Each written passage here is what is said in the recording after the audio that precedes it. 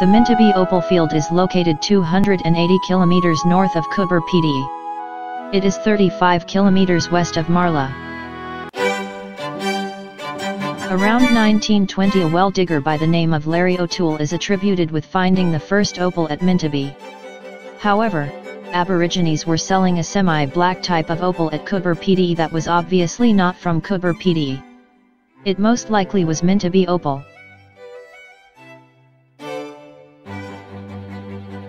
Opal miners seem to have discovered the Mintabie Opal Fields sometime just after World War I.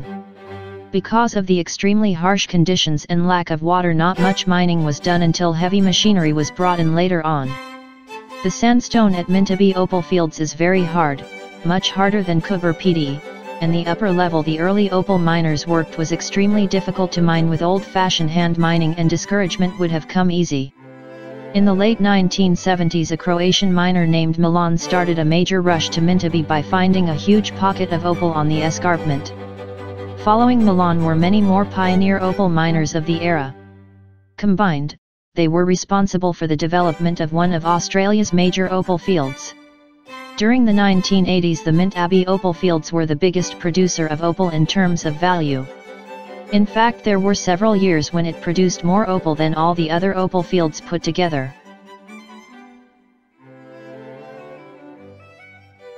In the early days a lot of people had never heard of Mintabie. A lot of opal miners sold their opal as either Kubur Pd opal or Lightning Ridge opal depending on the type of opal. They would take their rough opal around the country trying to sell it to whoever they could, and often they found resistance from the buyer if they mentioned an opal field the opal buyer was not familiar with. In the early days the Mintabie Opal Field did not get the credit for the quality of some of this early opal that it rightly deserved. This area shows you what it was like before they started digging up the grounds.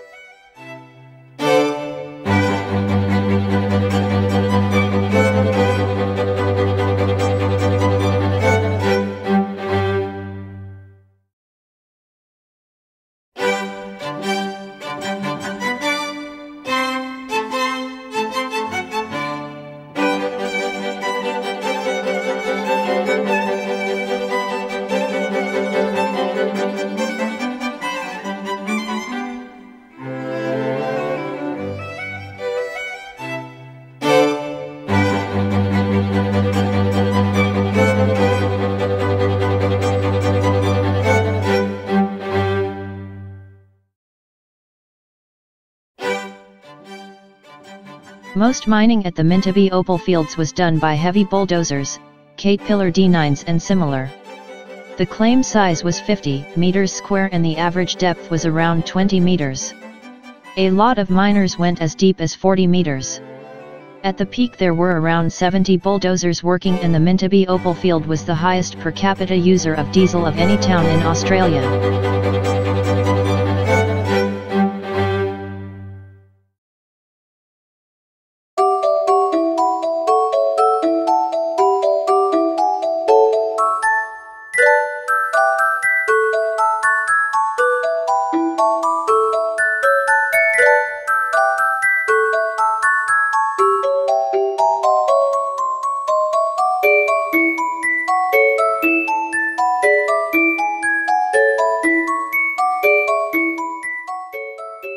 People were living here in whatever they could find or build, including caravans that are now abandoned.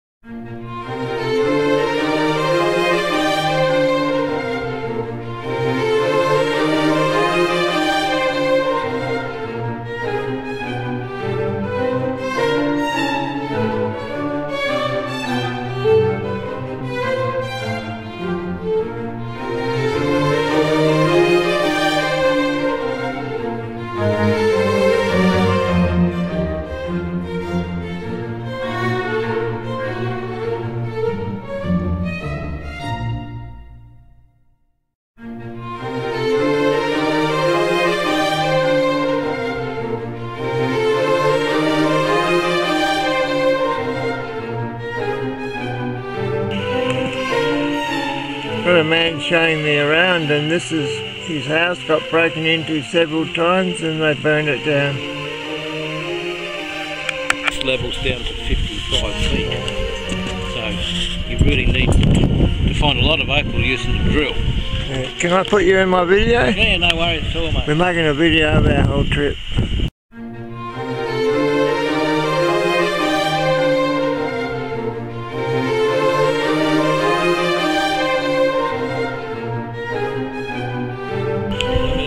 Opal divining is basically the same as divining for water, where a miner has some rods and they can feel or the rod moves in the presence of opal material underground. Once they locate the site, they drill down looking for signs of opal in the soil that comes to the surface. If there are signs, they open cut with a bulldozer looking for the seam.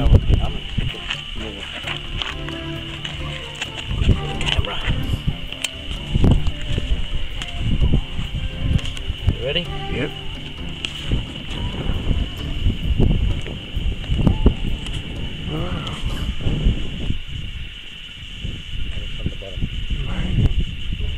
Do it again? Yeah.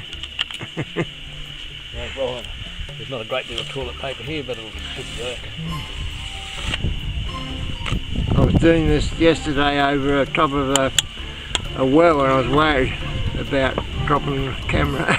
This time I got it hanging around my neck.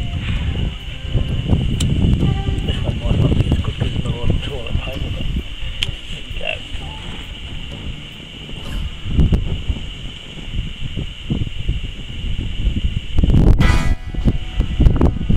I'm amazed it keeps burning all the way down.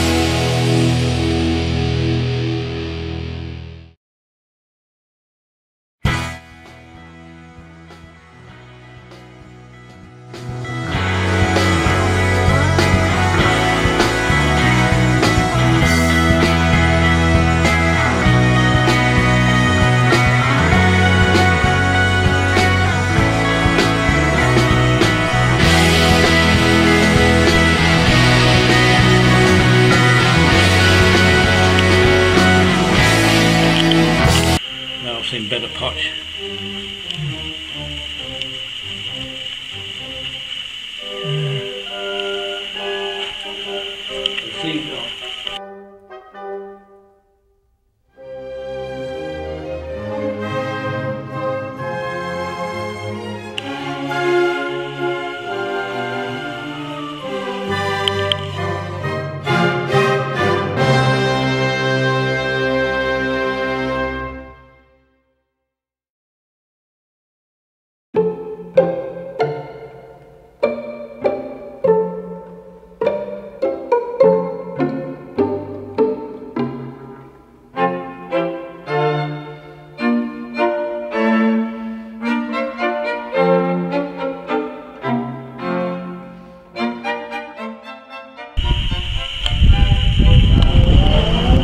This is a needling machine where they do the needling for the opals.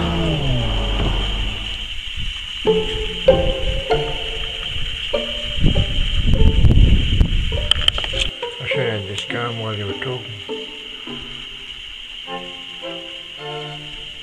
Well, yeah, we've got air conditioning here, you're not walking behind a bulldozer. And the reasons why they got moving machines here is with a bulldozer ripping for opal, you can still lose up to about 30%. And here in the early days, the market only wanted red crystal opal, so the other colours weren't worth stopping the bulldozer for, unless it was a good pocket. So they would just push it out.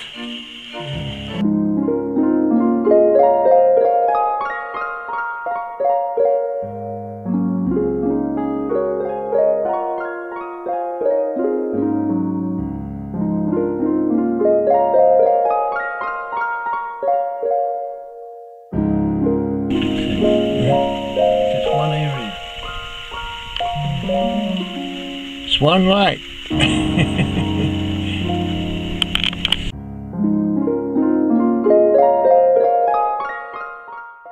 They have some unusual street names here.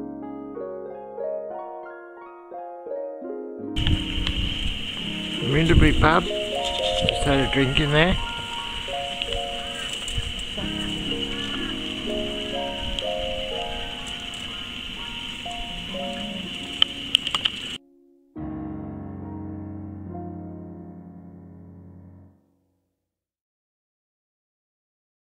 The Mintabie SES and CFS have attended many car accidents and fires over the years. Mintabie is a huge asset in the large, remote area of far the north of South Australia, particularly on such an isolated stretch of the Stewart Highway.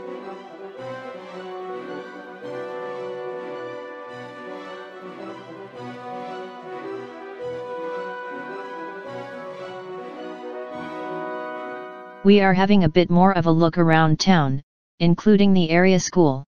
It is so sad to see it all gone.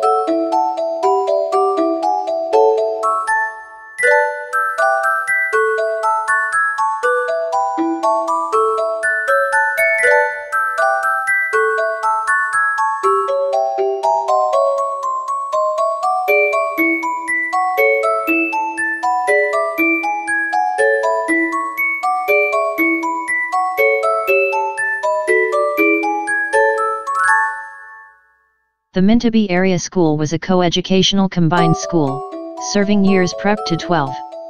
The Mintabie Area School was a government school. When it was announced that the town would be handed back to the Aboriginal people, the residents were living in a state of siege because of the constant fear of crime and violence. The school principal said after we left that the residents of the opal mining town were barricading themselves in their homes, claiming residents of neighboring APY communities were breaking into properties almost nightly. We didn't see any Aboriginal people or any fear when we were here.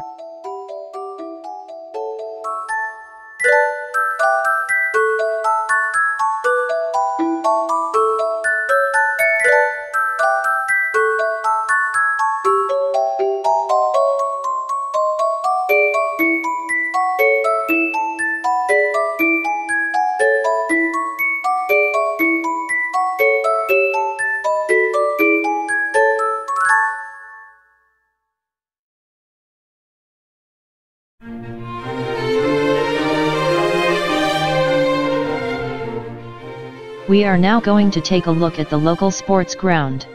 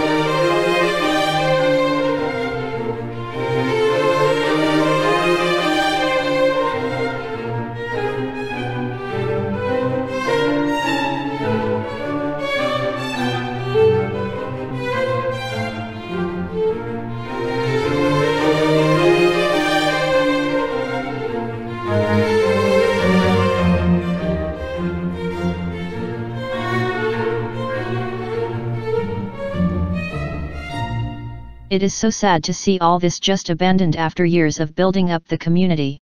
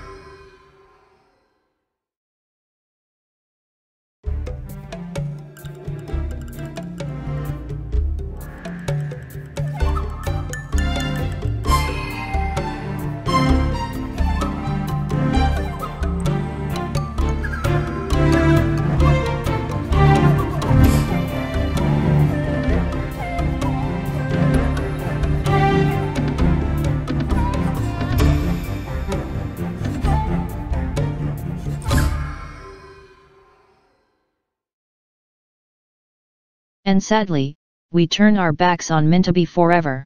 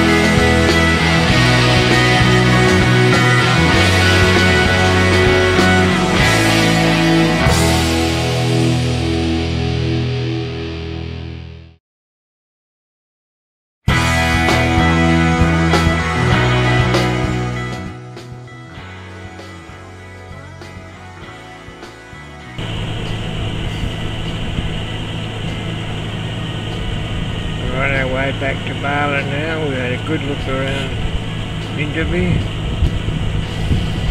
Met a man named Kevin that lives there, and he showed me all around. Thelma didn't want to come, she sat in the car. Such an amazing, interesting tour.